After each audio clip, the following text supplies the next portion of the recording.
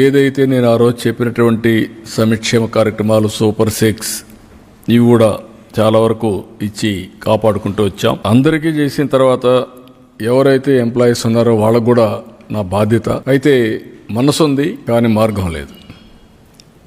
ద్వారాలన్నీ close చేసేసారు, gates అన్నీ close అయిపోయినాయి. ఒకవేళ నేను ఇవ్వాలని పరిస్థితి తీసుకొచ్చారు. బట్ ఏదైనా సరే ఈరోజు ఆలోచించిన తర్వాత నాకు అనిపించింది వీళ్ళకు కూడా మనం మళ్ళా కనీసం దీపావళి ముందు ఈ ప్రభుత్వం మీతో ఉంటుంది, అందరికీ చేసినప్పుడు నేను ఎవరిని కూడా అందరికంటే ముఖ్యంగా వీళ్ళు హుషారుగా ఉంటేనే నేను అనుకున్న పనులు కూడా సుజావుగా జరుగుతాయి. అందుకే పిలిపించి మార్నింగ్ అంతా కూడా మాట్లాడాం. మొన్నటి నుంచే మేము ఎక్సర్సైజ్ చేస్తున్నాం.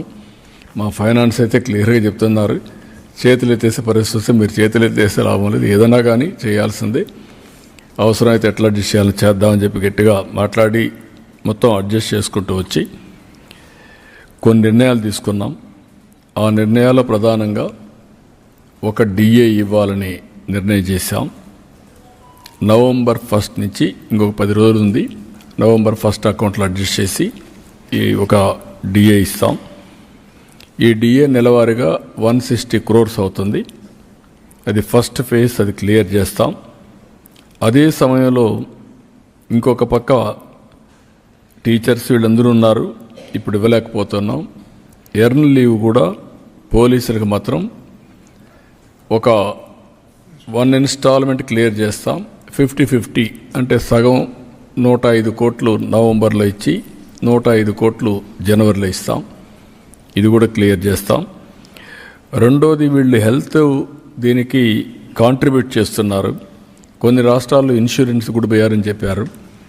ఒక 60 డేస్లో ఇదే క్యాబినెట్ పనిచేస్తూ 60 డేస్ లోపల సిస్టమ్స్ అన్ని స్ట్రీమ్లైన్ చేసి మెరుగైన విధానం తీసుకొచ్చి ఏ ఎంప్లాయీ కూడా ఇబ్బంది లేకుండా రియల్ టైంలో హెల్త్ బాగాలేనప్పుడు క్లియర్ చేసుకునే విధంగా దానికి కూడా తీసుకొస్తాం.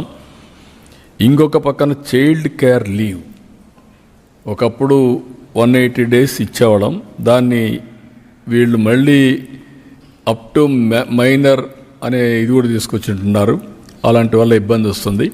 అందుకే ఈరోజు ఆలోచించింది చైల్డ్ కేర్ లీవ్ అనేది 180 డేస్ వాళ్ళ రిటైర్మెంట్ వరకు ఎప్పుడైనా ఉపయోగించుకున్నట్టుగా అది కూడా ఇస్తున్నాం. ఇంకొక పక్కన వీళ్ళ ఆఫీసులు ఉన్నాయి.